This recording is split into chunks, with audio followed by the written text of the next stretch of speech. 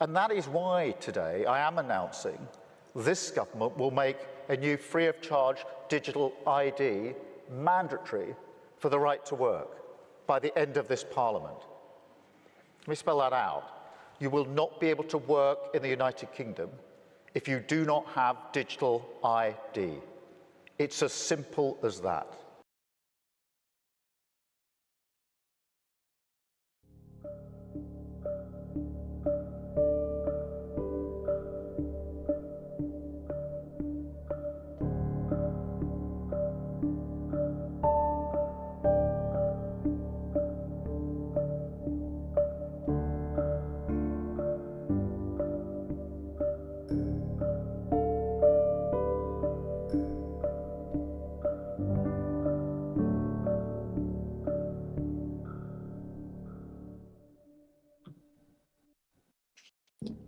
Happy Bitcoin Friday, freaks. It's your host, Odell, here for another Citadel Dispatch, the interactive live show focused on actionable Bitcoin and freedom tech discussion. That intro clip was the Prime Minister of the UK with some dystopian news for our friends across the pond, forcing them into the digital ID future. And threatening their jobs if they do not comply, which is something that we've been tracking for a while. The trend has been getting worse and worse, but to actually see it actually come into practice is quite dark. I have our friend, return guest to the show, Seth here, Seth for Privacy, is currently running Cake Wallet. How's it going, sir? Doing pretty well. I'm sad I'm on the road. I would have had my mempool block pillow in the background that I'm rocking now. My backdrop at home, it would have fit perfectly with the mempool.space up there, but sadly no. But I got as close as I could. It's at least somewhat mempool related, so you know. Well, I like these. I like doing these quarterly, so we can make sure you're on brand next. Next trip. It's true. I'll have the pillow. I'll travel with it next time. That shirt you're wearing was actually from the event that we were both at, which was the Oslo Freedom Forum. And it's a Whirlpool transaction. Crazy timing of that too, because this was right after they were arrested. Yeah. But it was created all before we knew any of that. Like they commissioned it before artwork and yeah, they commissioned it before the arrest, but shout out them for leaning into it even harder after the arrest. That actually brings me to my first question, which was by an audience member. Now that the gentlemen at Samourai they're about to face charges. I guess the ruling is coming up shortly, but obviously Samourai, there's a new Samourai fork in town that's being maintained, Ashigaru, and their own Whirlpool implementation. In terms of Bitcoin CoinJoin, do you have a preference over that versus the current state of Wasabi or JoinMarket? Do you have a preference there? How do you think about that? Yeah, I mean, I feel like we're still in a bit of a tricky place. I think my preference, like if I had to use one, would be Ashigaru. But just the amount of trust required in coordinators in both approaches makes it a little concerning for me. I mean, the Ashigaru guys seem great, seem on brand so far, seem like their heads down, just doing the work, which I like, but obviously they're also anonymous. Like one of the benefits of the Samourai guys being somewhat known was you had kind of someone to tie a reputation to, and they proved themselves over the course of 6 years. Yeah, I mean, you can have an anon as long as the anon has long-term reputation in the space, which the Ashigaru guys do not have. Yeah, for sure. Yeah, it's not a problem once they prove themselves, but specifically because you're so reliant on the coordinator being legitimate for civil resistance. I'm like, yeah, it's something where I'm a little bit hesitant to like recommend it to the average person. But if I had to choose one, it would definitely be over Wasabi, even though I think in theory Wasabi can be okay these days too if you use a good coordinator. But they just had so many like teething pains of this like choose your own coordinator model that it's been painful as well. Have you tested the new Ashigaru whirlpool? I have not. No. I mean yeah, go on. ahead. No. We'll get the groove. I was gonna say that. I mean, my personal recommendation when people ask me now is I say Wasabi. I think the Really? Ashigaru team. I think centralized coordinator model inherently there's trust in the coordinator. Yeah. The proof of work is just not there yet with the Ashigaru guys. So we'll see. You know, as that develops and as that gets built out, the liquidity is also significantly less. Just because it's a fresh liquidity pool. The keys of the last liquidity pool died with the Samourai arrest. So it's a completely fresh liquidity pool. A lot of my complaints about Wasabi have been solved throughout the years. So that's good to see. And then one of the biggest complaints was the actual ZK Snacks coordinator. Yeah. And now they switched to an open coordinator model where anyone can run a coordinator. And the current main coordinator, like the one with all the liquidity, is run by this guy named Crew, who does have a pretty long track record in the space and seems legit. So it's easy to use. You know, your mileage may vary. Don't take it as a hard and fast recommendation. But if you are looking for a CoinJoin tool in Bitcoin land right now, my personal recommendation is Wasabi with Cruise Coordinator specifically. Have you run into with tainted coins after using it? I mean, it depends on which service you use, and it depends which round a UTXO's in, right? Like, I don't think either CoinJoin implementation solves that, right? It's like you're doing a collaborative transaction with other parties. So who is in your CoinJoin with you? But yeah, I mean, I think that's just an issue or a trade-off with CoinJoin in general. I think we both have talked about it a lot in the past, which is it's incredibly obvious on chain. Yeah. So if a service wants to block CoinJoin specifically, it's relatively easy for them to. And if they want to apply taint to depending on who you're in a round with, then they can do that as well.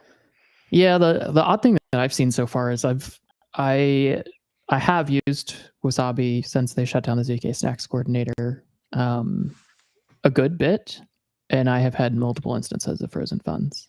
Obviously, I'm not using any KYC exchanges, but yeah, but the Monero swap services actually tend to be worse if that's what you're using it for.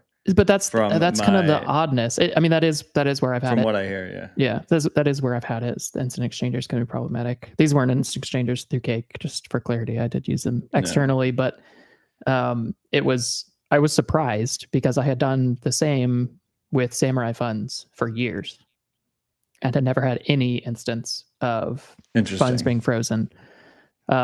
Whereas in relatively little usage compared to how often I had done this in the past, I had issues multiple times. Obviously, I won't name specifics for my own opsec and others, but it was very surprising to me and made me kind of wonder if there's just a much more aggressive Wasabi specific taint that is filtering it out. I mean, I know that there's been some interesting flows through Cruise Coordinator specifically that are very, very high. Yeah, my guess is it depends. Yeah. There's definitely a part of it that depends what rounds you're in, right? Maybe I just got unlucky and I was with like Bitfinex hacker or something, something really bad. Like I don't really know what the mitigation is there. I mean, the attempted mitigation with the ZK Snacks guys was to blacklist on the input side, which I think is not a reasonable trade-off. Yeah. So it's just something that, you know, you have to kind of take with it. Anyway, I completely derailed the conversation. I don't even know. Oh, it came up because of your shirt. Yeah. But freaks, as always, Dispatch is funded by viewers like you with Bitcoin donations. We have no ads or sponsors. last week's show, our largest zap was 10,000 sats from Ride or Die Freak, Mav21. You can find out how to support the show at citadeldispatch.com. All of the relevant links are there. And I see you guys are joining the live chat, whether that's through zap.stream or any Nostr app that supports video streaming. I've been personally helping build out Primal. You can download in your favorite app store. And I see Vake zapped 21,000 sats. He's advertising his new service, bitcointutorials.org. Bitcointutorials.org is the website. And as you can imagine, it's got Bitcoin tutorials on it. Anyway, Seth, since we last had you on, oh, I just checked the YouTube chat. Just wrecking Chill Odell recommending Wasabi, lost the plot. I will say that there's still no love lost with the old Wasabi team. No Power himself was grandstanding on Twitter after the recent Peter Todd article about CoinJoin implementations, about how Matt Odell was wrong, blah, blah, blah, and completely ignored that they did a complete rewrite of Wasabi since I voiced my concerns, and never acknowledged that my concerns were valid, and then proceeded to fix most of them. And also, No Power is no longer involved with the project, and they've made a lot of progress, specifically since the Samourai guys got arrested, pushing out, just removing it from the company.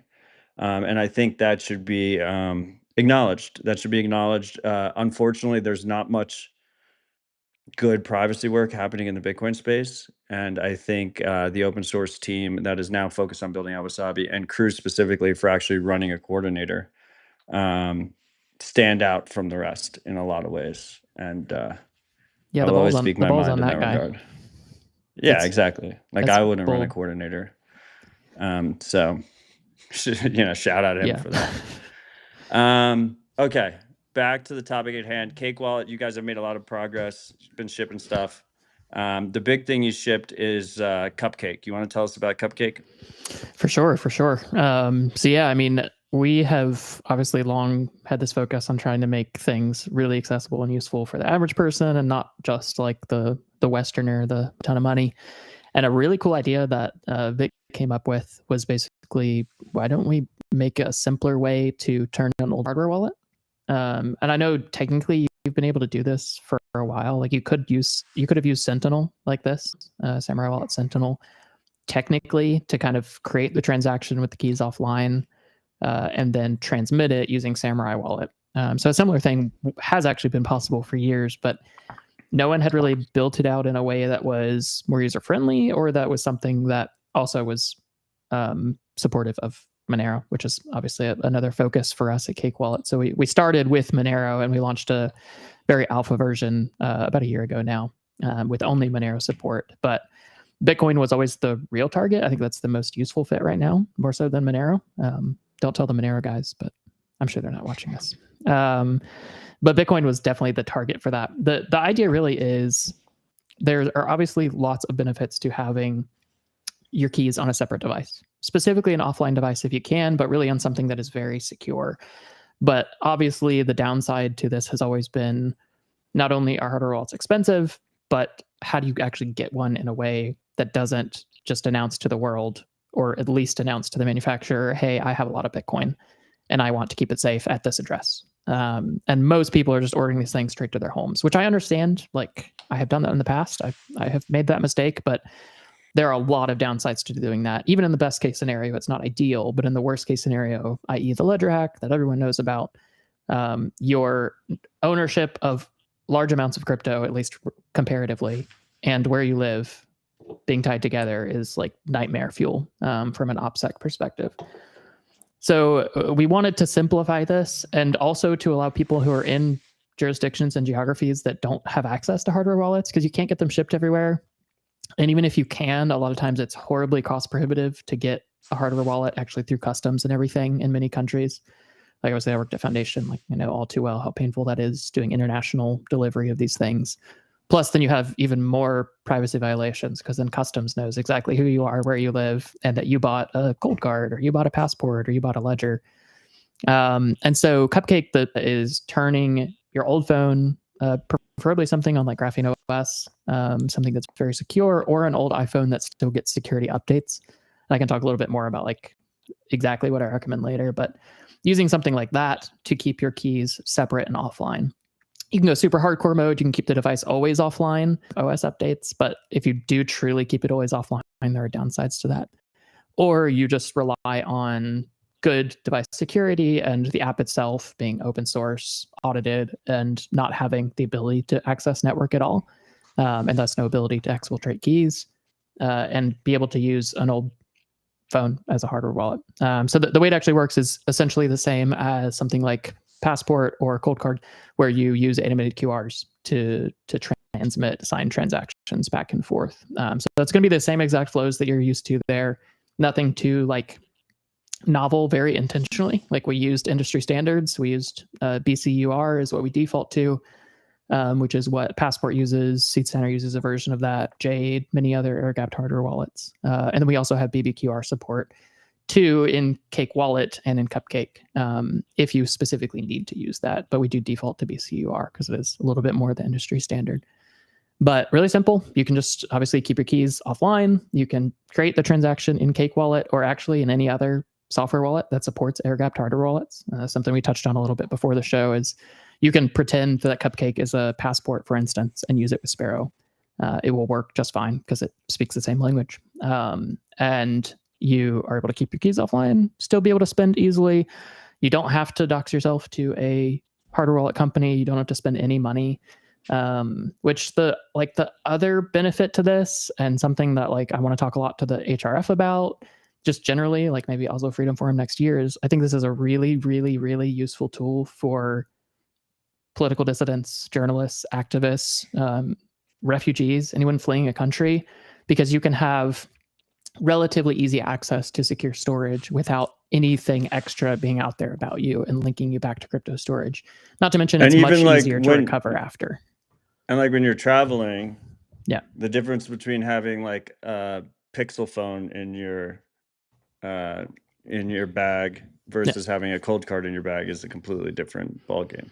Very much so. Very much so. I think thankfully, if you have something that's not a ledger, right now they're niche enough that you aren't usually going to have problems. You'll more just get weird looks like, what the hell is this? Like I had traveled with my Passport many times, and I've had twice the like TSA agent be like, just give me a weird look and let it pass. But they've never actually done anything because it doesn't, I mean, no one knows what a Passport is at TSA. Like it's niche enough. Maybe they know a ledger.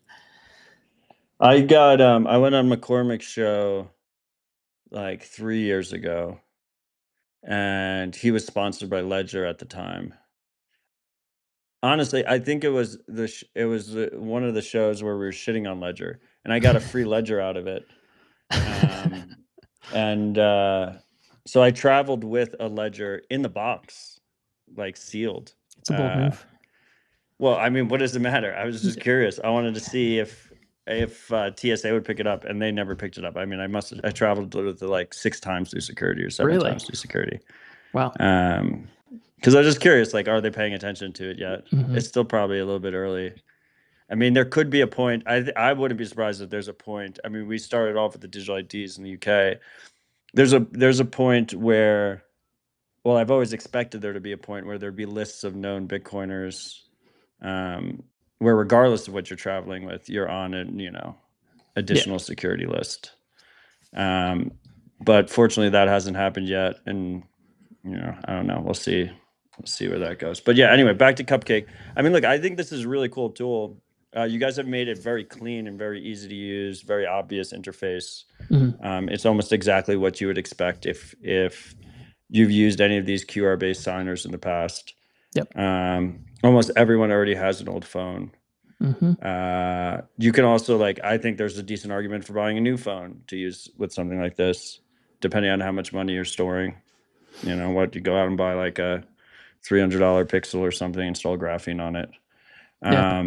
I think there's probably significant benefits on the security side. This is the problem with a tool like this, is a nice thing about buying a cold card is you have a very strong security guarantee that's uniform.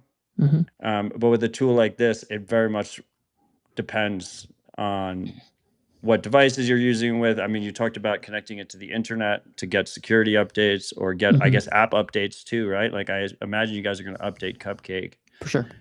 So it's hard to give like a hard and fast, like these are the security benefits you get, but it's clearly a useful tool that gives you pretty strong security across the board just from being mostly offline and in mostly a clean environment. Like if you're not using it with anything else, you know, you don't have like additional malware on the device. Can we talk a little bit about how you think about that? Yeah, I mean, like I do want to be really clear. Like I don't view this as replacing hardware wallets entirely. Like that's not at all the goal, and that's not really the target demographic. Like if you have a cold card, just use your cold card. Like the only reason in that case you would maybe use Cupcake would be if you wanted to use it with Monero or with Litecoin or with Bitcoin silent payments. Like that's obviously a goal of ours, is to have native silent payment support. Or if you want to have like interesting advanced functionality, like we have BitPip 353 verification coming soon, where it'll actually validate the DNSSEC signatures all the way through, let you see the username itself in Cupcake. Like we'll be able to do, basically we'll be able to move a lot quicker on these tertiary features. Obviously we won't mess with the security, but the thing that we can do is we can implement more like cutting edge things in it that would be much harder on something where you have to ship a whole firmware update to be able to implement these new things. So yeah, I don't view it as replacing hardware wallets. To me, it really is something that it's there for people who can't get a hardware wallet or shouldn't get a hardware wallet, which is basically activists or people in countries where spending $300 on it would be nonsense because they probably only have dollars of crypto. Maybe they're storing USDT or they're storing the sats that they've been able to collect. Like it's not something where we're replacing something like that. So I really view it as more like, how can we give the 99% who will never buy a hardware wallet, if we're honest? How do we give them 80%, 85, 90% of the functionality and security of a hardware wallet without them having to spend anything? And that's specifically like why we're talking so much about old phones, because if you look at any part of the global south, any developing country, everyone already has a phone. There are countries where people will not have electricity, they won't have running water, but they'll have a smartphone. And they'll iterate through those smartphones, they'll have old ones. Like it's something that's just a ubiquitous, universal thing right now. So it makes sense to target from that perspective. But yeah, very much not replacing a hardware wallet. Like those are always going to be more hardcore security with all the pros and cons that comes with that. But those would be more like if you're talking generational wealth, you should probably be using a hardware wallet. If you're talking like a treasury company, if you're talking a company like Vault, that kind of thing, you should be doing multisig with hardware wallets. Like I absolutely think that those things still are necessary and useful, but this is more for different people. But you're right that I think the hardest thing when you talk about something like Cupcake is so much of the security comes down to what device is it on? What OS is it running? Is it getting security updates? Is it not? Is the user using a secure PIN to properly secure the device itself? Now, obviously, Cupcake itself has a separate auth. You can do PIN or password. We have protections in place where on a device that has secure enclave or secure element, we're obviously using that to the fullest extent, sandboxing, etc. But even on devices that don't have hardware protections for PIN or password entry, we're doing some really interesting proof of work to essentially ensure that you can't brute force the PIN infinitely quickly. Obviously, we're still going to be limited. Like the best would be that you have something like a Pixel or an iPhone that has incredibly sounds strong like a hardware challenge security. For Ledger Donjon. For sure. I would love for them to take a swing at that. I mean, that's important because particularly if if part of the target, which makes sense to me, is the developing world, they're probably going to be using it on like a shitty old Android phone that's really cheap, does not have a secure element. They're not going to be running graphene on it. Yeah. So that makes sense to me. Just try and harden it as much as possible. I think this just goes to show like the power of open standards. Right. Like I think it's super cool that now means you can use a cold card or a passport or any of these other QR-based signers with Cake Wallet. I think it's really cool that you can use Cupcake with any of the existing coordinators, whether that's something like Cove Wallet or Sparrow or Nunchuck. Like that's really cool. And it just shows how open standards, they compound on top of each other. Oh yeah.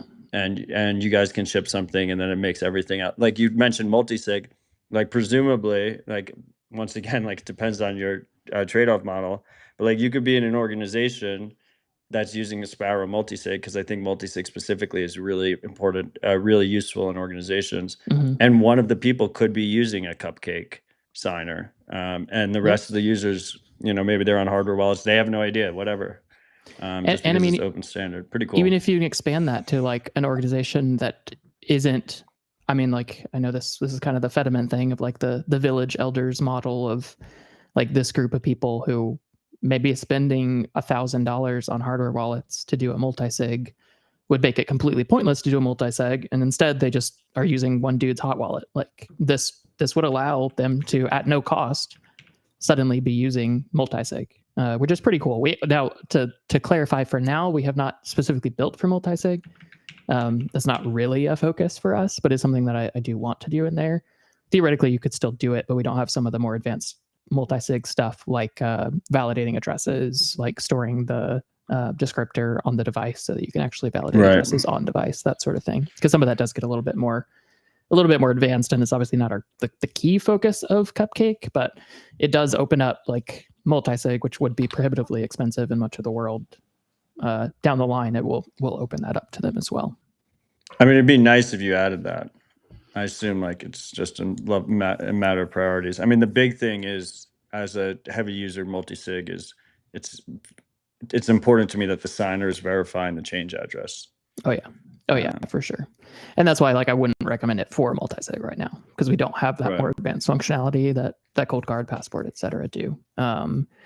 So you'd be, I mean, blind signing isn't quite accurate, but you wouldn't be able to properly validate everything right now, unless, like, for instance, you used Cupcake as only one of 3 where you could validate it on the other devices, where you're still getting some validation, even if you can't validate it on all. If you can validate on 2 or 3 or something, it could still be interesting. But that is definitely something that we are going to add. But like, I'll be completely honest, I think like we are very retail focused, and I've been pretty vocal over the years that I think multisig is not something that the vast majority of people need. So I really am pretty focused on like most of our resources going towards the majority. Like, how do we target the 95%, what they need? And most people don't need multisig, even if it is insane. But organizations, like you mentioned, that's the killer app. And that's where Bitcoin is like, it makes things way better than the fiat paradigm, which is a fascinating, like, specific crossover for Bitcoin. Look, the average user, the best option, first of all, the beautiful thing about Bitcoin is there is no single best option, right? It matters about your threat model, and your use case and your technical ability. But for the, like you said, the overwhelming majority of users, single sig, offline, cold storage, is an amazing security set and very convenient to use and hard to fuck up.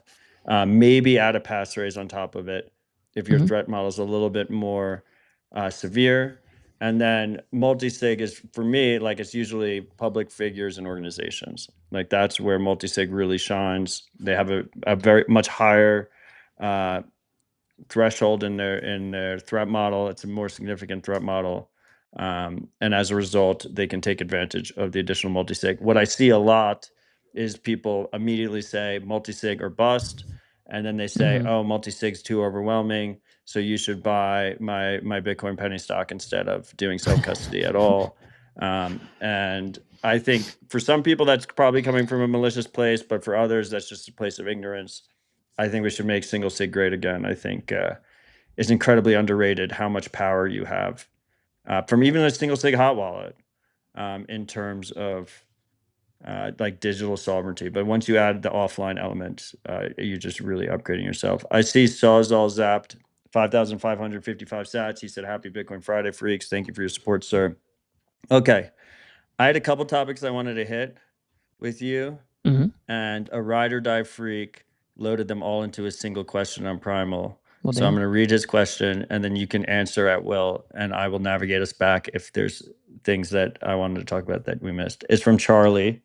He said, ask him why he keeps pushing Monero instead of privacy on Bitcoin like Cashu. Okay. I want to hear about Monero's latest reorg and overall why he thinks it's a valid shitcoin to use. That's a good question. Yeah, let's first quickly recap the Monero security situation, and then we can rehash the eCash thing. Yes. So generally, why Monero? We'll do why Monero. We'll talk about the security issues that Monero has had recently, and then we'll tackle eCash quickly. So why Monero? Exactly for the reason that we were talking about at the top of the show. Yes, you can do CoinJoin on Bitcoin. It's not in a great state, even if it's usable. And when you do use it, you stand out and can often face issues with tainted coins or getting on fund lists. It's also quite difficult to use. The person is not going to CoinJoin, unfortunately. And there's no real way to improve the user experience that much beyond what it is right now without changes to Bitcoin's consensus. Thankfully, in Bitcoin, we do have some other tools that help. We have silent payments. I mean, Cake Wallet's been leading the way on that. Thankfully, others are jumping in. Sparrow has built out an awesome proof of concept server for silent payments, which I did not expect. He's supposedly also building out silent payment support in Sparrow specifically. I just heard that this morning. So that is growing, and that helps on the receive side, but that does the forward-looking privacy side.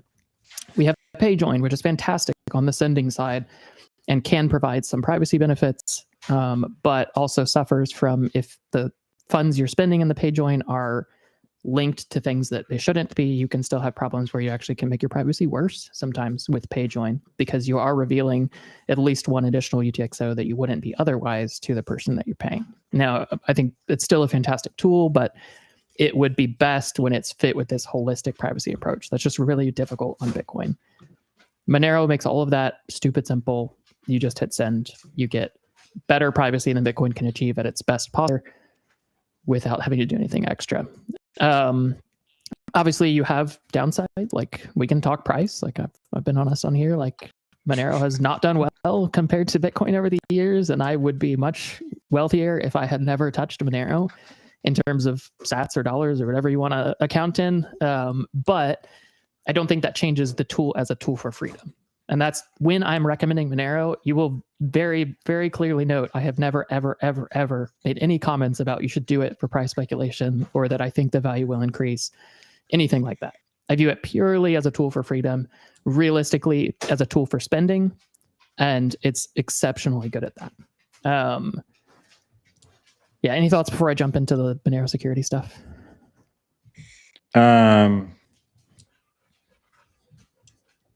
Yeah, no, I mean, I would push back on Charlie's comments that you're focused on Monero at the expense of Bitcoin privacy tools. I mean, Cake Wallet is, especially on mobile, is leading the way in terms of Bitcoin privacy. We're spending tools. way more time on Bitcoin privacy than we are on Monero.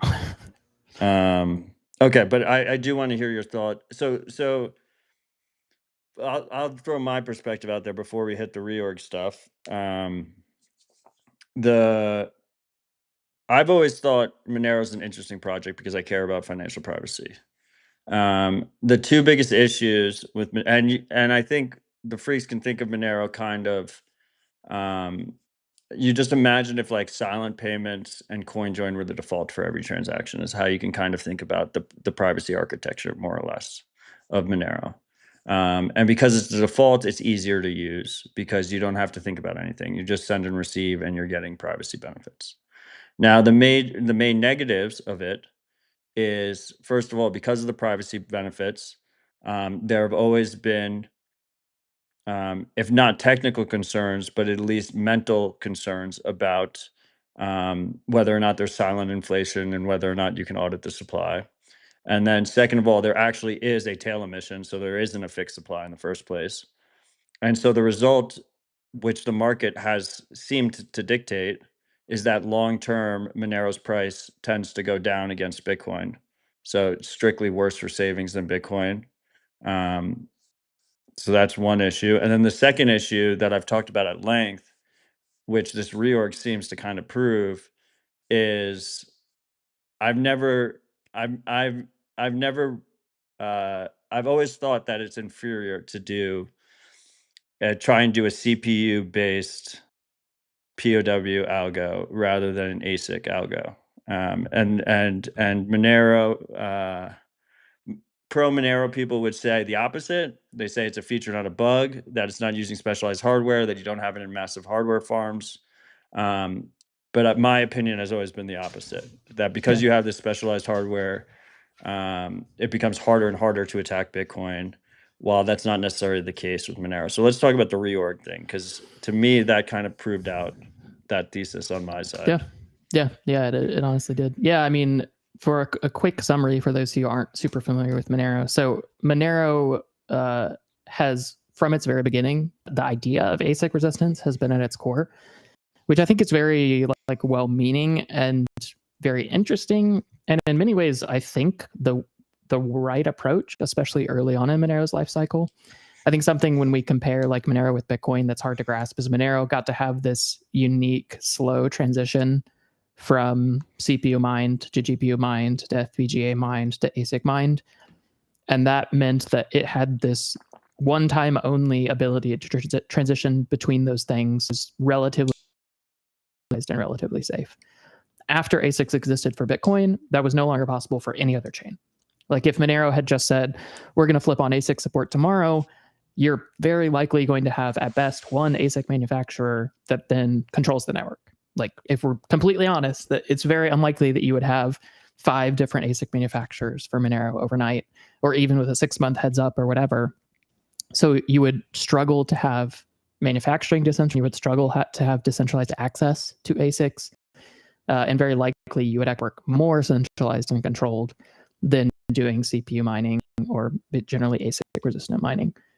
So the idea, I think, is very sound, but that doesn't mean that it's perfect or even necessarily that it's the right approach. But this has been a debate that's been going on in Monero for a decade now of what the right approach is. We landed on RandomX, algo that basically turns your CPU into an ASIC.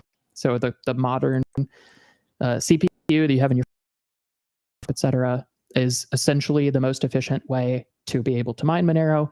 And to make a better miner for Monero would basically mean you're improving CPUs for everybody, which would also be just kind of a net good thing. So the idea is sound. The main part where it falls apart, and the main thing that I love about ASIC usage for network security, is that there's a sunk cost into the ASICs themselves, and there's an inability for people to repurpose hardware for other things. And when it comes to CPU mined ASIC resistant algorithms, what that means is AWS, Microsoft, Google, anyone who has data centers has a data center of Monero miners at their disposal at any moment, and they can turn them on, they can turn them off, they can use them during business hours to make a lot of money, and then when they're idle, they can use them to mine Monero. There are many, many different things that can happen there. And with this latest attack, like long story short, there's another altcoin that's price was tanking. For marketing purposes, they launched an attack on Monero by essentially launching their own Monero mining pool, and then using all of their printed currency to subsidize those miners, to pay them extra to mine Monero on their pool. And then they did this weird tokenomics thing where like they bought back their own currency and burned it, like stupid stuff. But what is interesting and useful about it is that essentially they were able to attack Monero. Now, there was never a 51% attack. There was never control over the network.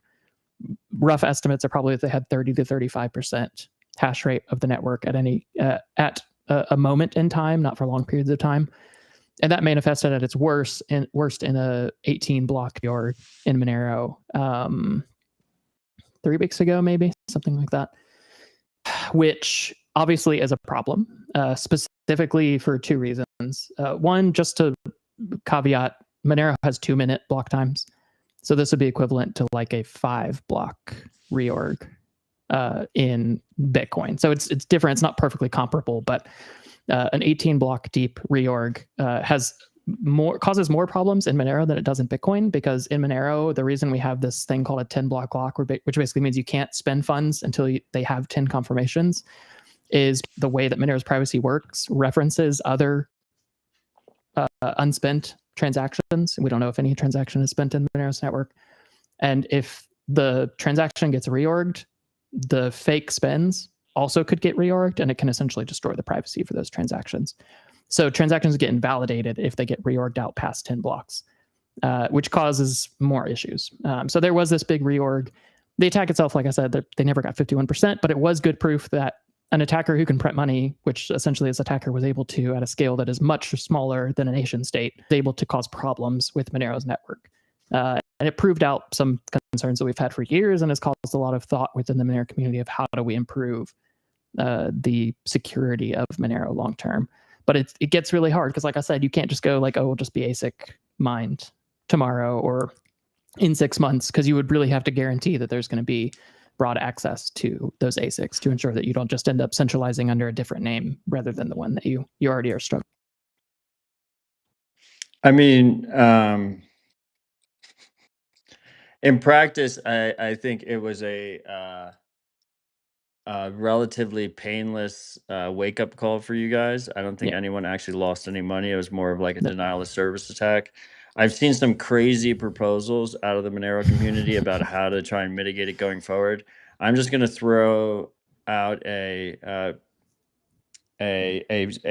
suggestion, an unrequested suggestion. Let's hear it. That I think could be interesting, but also like I have no skin in the game.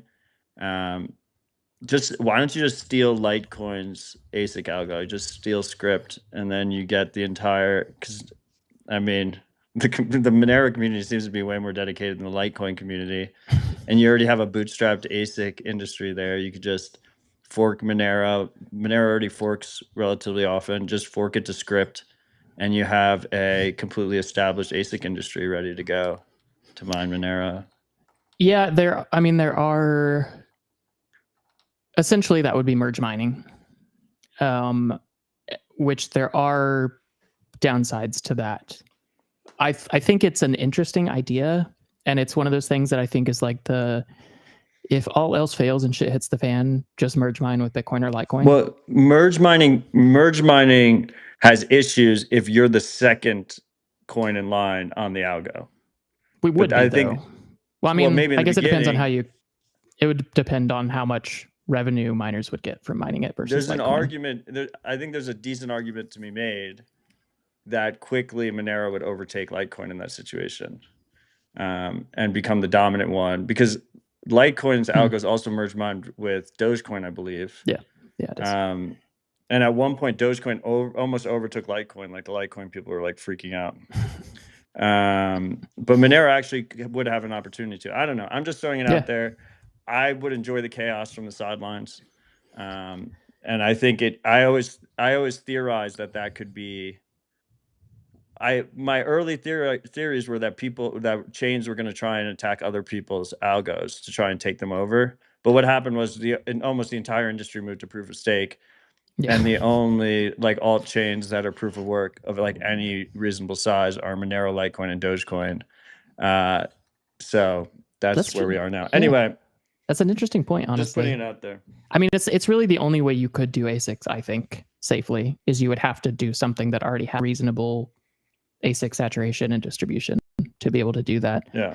And then you'd immediately have miners who have all the hardware and would be willing to mine because they. And manufacturers that are already making the hardware too. Yeah. It's true. Anyway. That's enough Monero for today. I'm sure there's going to be people that are triggered by it. I will just say that I think the Bitcoin maximalist community has lost the moral high ground once all the Bitcoin influencers, or mostly Bitcoin influencers, went on the payroll of Bitcoin penny stocks. That's been interesting to watch. I think it's much more interesting to talk through one of the last remaining proof of work chains that's not Bitcoin and how they're dealing with these types of situations. Okay, so I want to go back to, you've been talking about bringing Lightning to Cake Wallet. How are you thinking about that? Lightning historically has been difficult to do in a self-custody way. There's a lot of new options out there. Yeah. Some of the projects I'm working on have been thinking about how best to execute on that front, just making self-custody Lightning easier to use. So how are you guys thinking about it? Yeah, I mean, it's been a year-long struggle to make that decision and find a good approach. Like, I think one of the first things I did when I first joined Cake was say, like, I just wasn't happy with the Lightning beta that we had at the time, which was using the green light approach. And I think that has proven itself out as just essentially a non-starter, as a way to solve this self-custodial Lightning thing. And pretty much everybody's pivoted away from that. And finding another solution has been incredibly difficult for many reasons. One is that doing Lightning just properly is just never going to be the user experience that people are going to be willing to handle. And it has gotten better, but it's still something that will never become something that the vast majority of people will be willing to jump in and use. And again, like I mentioned before, like we're targeting the 95%. Like obviously we don't want to compromise on self-custody. So that's what especially makes this challenging, is there are easy ways to just compromise on self-custody and solve Lightning, because you're not doing Lightning, you're not doing Bitcoin. But we didn't want to sacrifice. So hitting those 2 points of like, how do we make Lightning something that's usable by the normal user and yet not give up on self-custody, essentially just meant that we couldn't use anything that's out there today, and we couldn't use the liquid thing that everyone switched to for a little while, but that seems like that's dying out now as well. And so it really came down to Spark and Arc. And Arc is like such a fascinating solution. That certainly has been my preference for a long time, and is a very interesting, like novel way to solve a lot of the problems with Lightning, while actually allowing you to do a lot more with Bitcoin generally without giving up custody. Obviously there are caveats, and we could be here all day if we actually got into all the like how this stuff actually works and what's actually trustless and what's trust minimized and where there's custody risk and stuff like that. But yeah, I really like the idea of Arc, and I think the concept of just a simple Arc with bolts for swaps to Lightning is just like it's going to be good. The problem that I've had with Arc, and like no matter how I talk about this, someone's gonna be mad. So I'm just gonna preface this with like, especially Dude, if a I lot get of people are some gonna be mad detail about wrong. this episode. Yeah, we'll trigger everybody in one. But the main downside with Arc is just that the way that rounds work, the way that you have to do VTXO refreshes in order to not essentially give up custody of funds after something like 30 days to the Arc service provider, is not a big problem if you're talking about a desktop environment. It's really, really problematic when you're talking mobile, specifically iOS. If you're serving only Android users and you have a good engineering team, or you're serving only desktop users, I think Arc's just absolutely a no-brainer.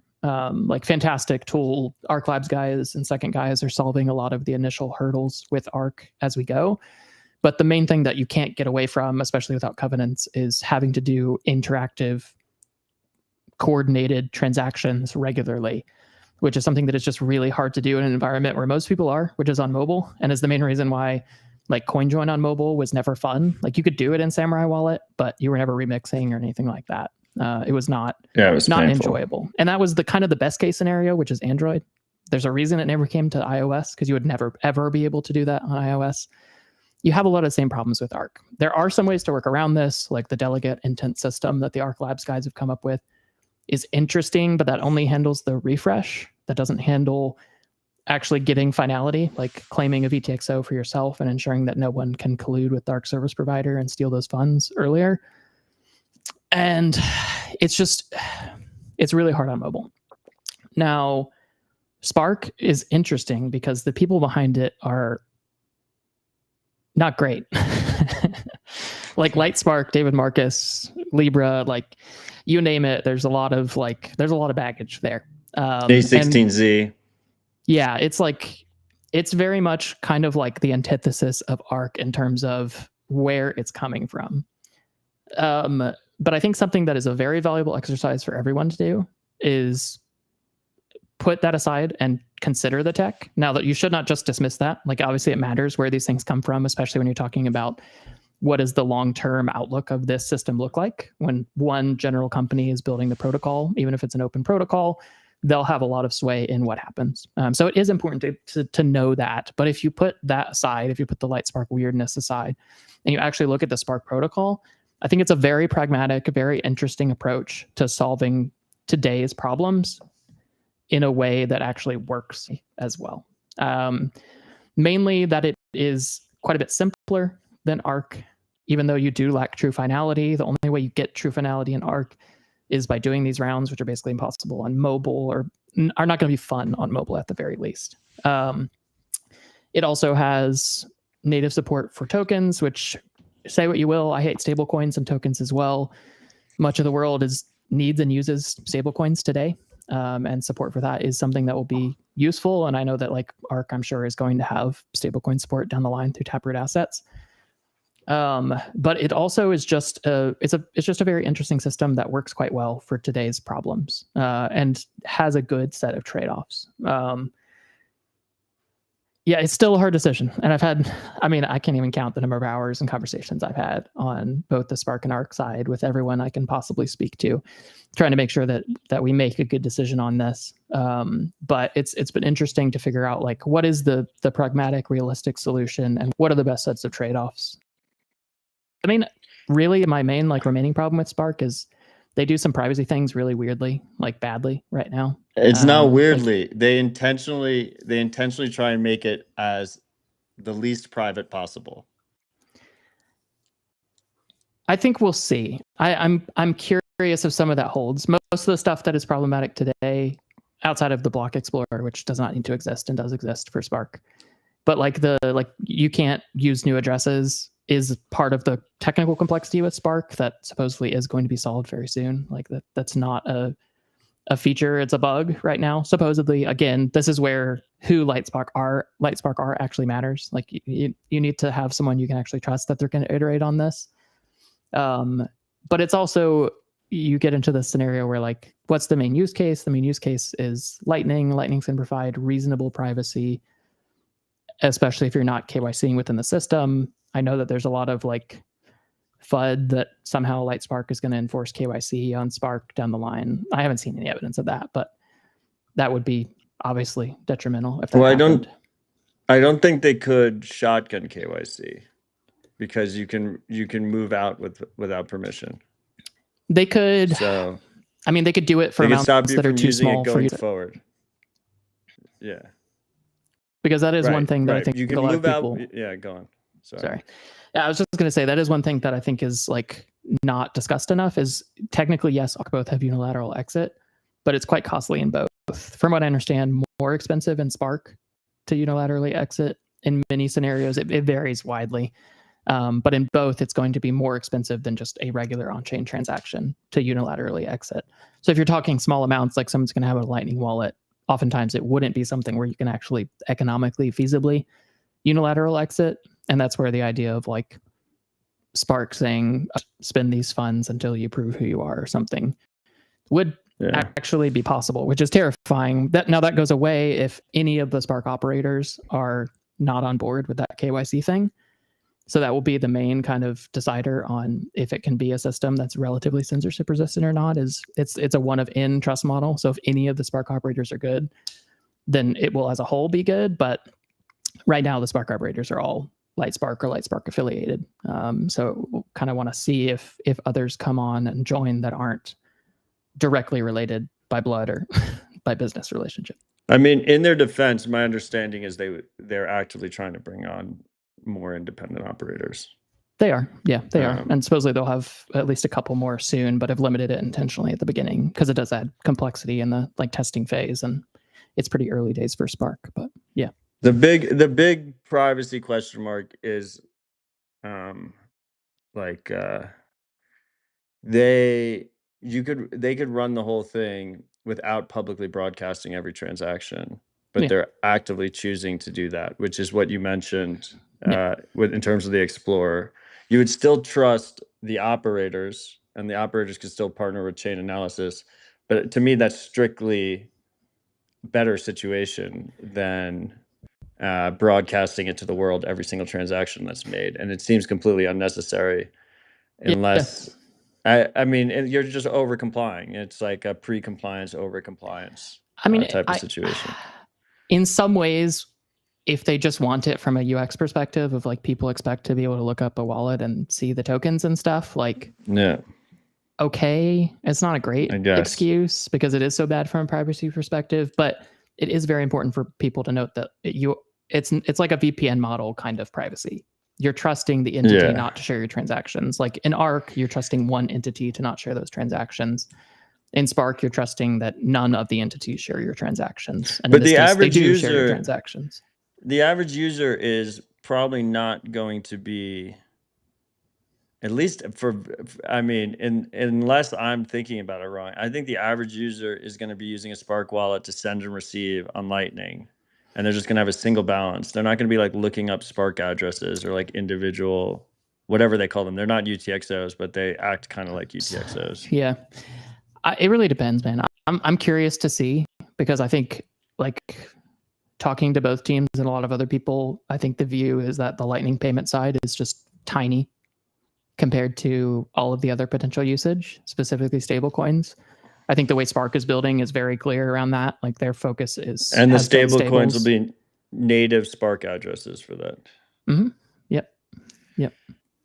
I mean, so first off, I saw 2 questions about how does Strike do Lightning. Strike just does Lightning in a completely custodial way. They have a great engineering team, so you have great liquidity and great payment reliability, and the UX is fantastic. But because it's custodial, you obviously have zero privacy from Strike, and Strike is a financial regulated entity that does KYC on you. Now, Strike also has an API that makes it easy for other wallets to implement it, which is what Primal did. And in Primal's case, they do less KYC than Strike does because Primal limits the amount you can transfer through it and has other, that's the basic premise, is that they limit the amount you can hold in the wallet at any given time. Obviously, this is not ideal. What we'd like to see is moving to and so also Cashu has a similar trade-off, which Cashu is you have custodial mints that are interoperable with each other because it's an open protocol. But at the end of the day, you have to rely on the mint, not for your privacy, so it's a benefit on that front, but you do have to rely on it in terms of the ability to spend your funds. If the mint's offline, it doesn't even have to be malicious. If the mint's offline, you're not able to spend your funds. And then obviously the mint operator can rug you. I think Cashu has a lot of benefits because it's easy to implement, it's programmable, it's offline. It can be used offline, and it has very strong privacy and is very cheap to use. So I think Cashu has its place, especially for smaller amounts. But Arc and Spark specifically are really, really interesting in terms of trying to implement self-custody Lightning. They have interesting trade-off models. You can leave both of them without permission. As Seth mentioned, it needs to be over a certain amount, but the opposite side of that is it means, worst comes to worst, you're going to you lose a small amount, right? And that's because of on-chain limitations. It's like, what is your fee to settle on-chain on Bitcoin? And then I will say, for my own analysis, basically right on point with yours. Like, I think if I was going to implement it in a wallet today, like, it just 100% be Spark. I think it's way easier to implement. I wish that wasn't true. Like, I really wish that wasn't true. Yeah. Like, the cypherpunk in me is like, just do Arc no matter what. But I'm not sure that it's actually doable today in a way that's user-friendly on mobile. But that's not to say it won't be solved. And that's one of the main reasons why I still want to see covenants. I'm not sure those are ever going to happen, but they would solve most of the problems with Arc, and I think make it the clear winner. Yeah, I will just say to other people that might be in the chat, Greg has a personal problem with me and likes to make up lies. So you can just keep that in mind going forward. And Greg, if you ever want to have an honest conversation, I'm always happy to have an honest conversation with you, as I've told you many times in the past. So Spark right now is implemented in the Wallet of Satoshi beta, and I've been playing around with that. And so Wallet of Satoshi historically was a completely custodial wallet. And they left the US following the Samourai arrests because as a custodian that wasn't doing KYC, they were quite concerned. And they're re-entering the US using Spark. And what's really cool about it is you have a decent trust model.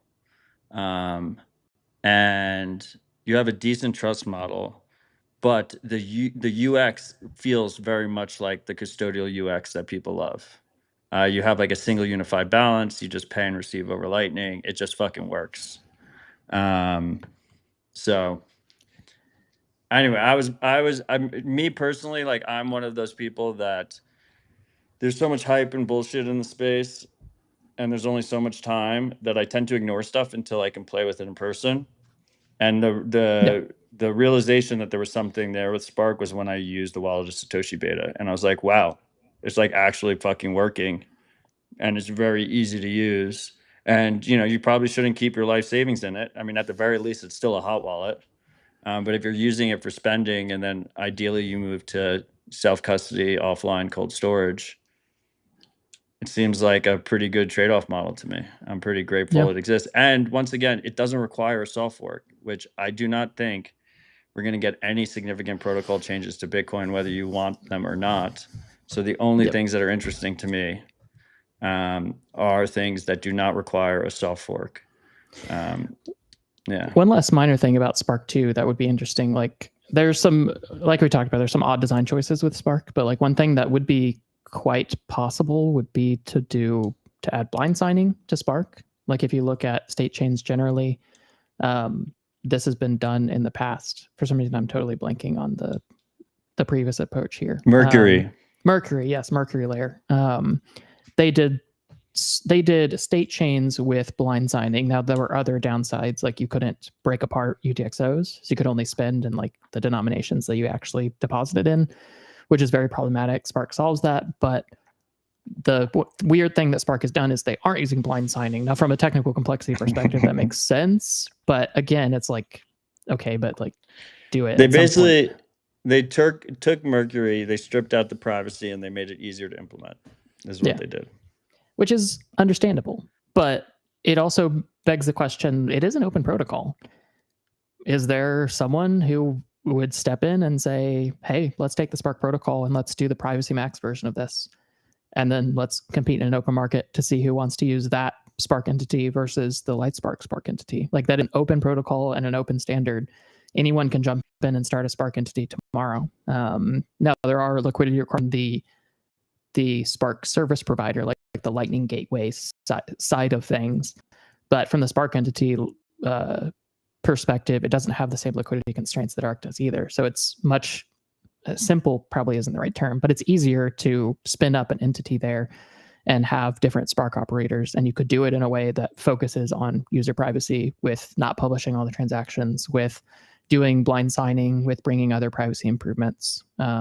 It'll be interesting to see. Now, I will say again, I don't know if you want to take them at their word, but LightSpark have put out a roadmap and there are clear focuses on privacy on that roadmap.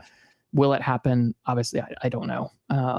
I'd like to think it will, but we will see. But they have committed already to fixing the ability to not use multiple addresses. Like I said, right now you have to reuse addresses, but they have already committed to fixing that. That is going to happen. And they've said they want to do better privacy than blind signing. They still haven't said what that is, but it is something that's very possible, improved privacy there as well. So it'll be interesting to see. And I think, like you said, it's one of those things that it's built for today and it works. We don't need a soft fork. We don't have to make a ton of trade-offs on the usability side, but there are other trade-offs, and it's a difficult question, but it's been an interesting exploration for sure. And I'm glad that we finally have some interesting options on how to do self-custodial Lightning in a way that's actually going to be something most people can use.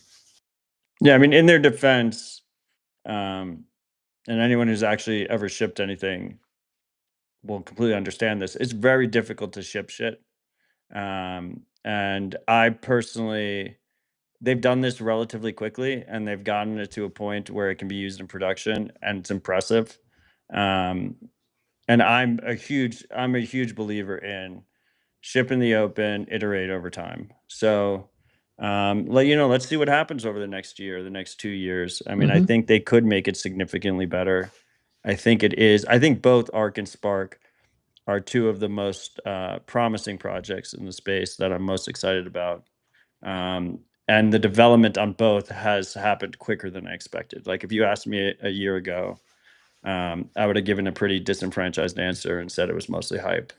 And with Spark, we're seeing it actually being used live in wallets.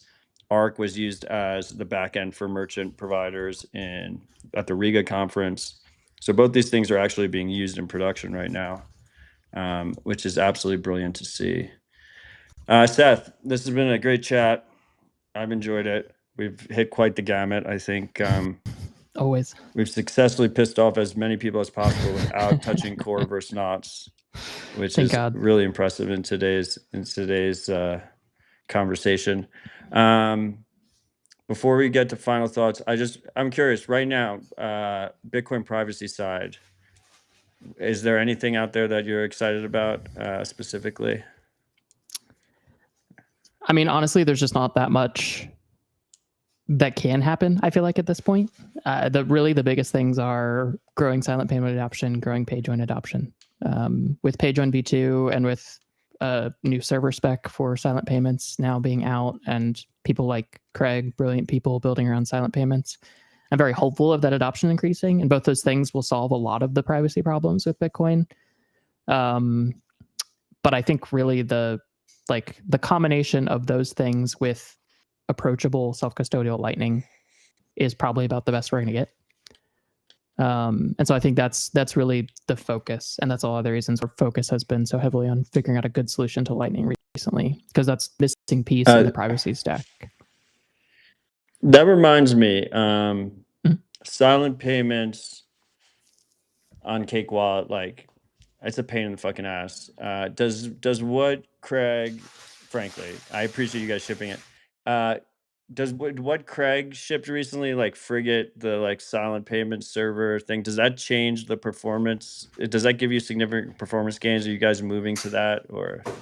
So it's a very different approach. It's the other approach that has always been possible, but no one had actually built yet.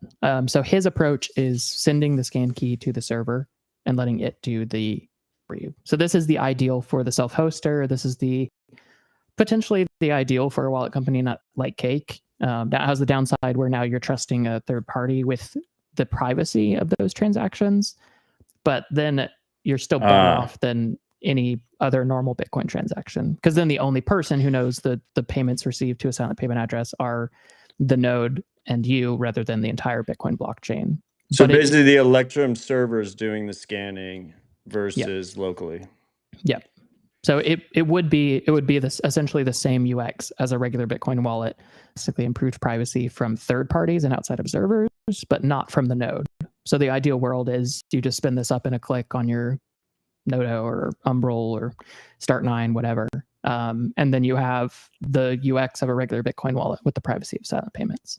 So I think this will be the norm for like the node runner, and it would be probably the norm for wallets that prioritize UX over privacy. And I would say probably for us would be something we may do as an option. I'm still always wary of collecting anything that gives us any visibility into our users' activity that we don't have to have. So but aren't you still like based on the Electrum spec, like users still leaking balances to each other? Electrum's way worse. Electrum server. Yeah. This is better than Electrum would be as well. But isn't it the same server anyway? Isn't like the server that's running your Electrum server would also be running Frigate? So is the server actually getting that much more information? No, it's just it would be just the silent payments piece is now a similar privacy model to the node of a regular Electrum sync. But you still the key is that you still get all of the privacy benefits of silent payments to outside observers on chain. Yeah. So that is I think that's the sweet spot really from it's a UX strict and privacy benefit perspective. Yeah. And you get great performance. Like the performance has been the single biggest issue, particularly on mobile. It's slow, right? Yeah, and it's like again on Android, it's quite easy to work around with background sync. But on iOS, there's just not really a solution other than just syncing in the foreground. So that's where it's a little painful. I mean, like we have some ideas of how we can offload this. Like if you run a long-term goal, maybe not too long-term, hopefully, is if you run like Cake on your desktop, you can offload sync to that. And that's something that we'll play around with as well in the future. But I think this will be like this server model will be the sweet spot for the vast majority of people.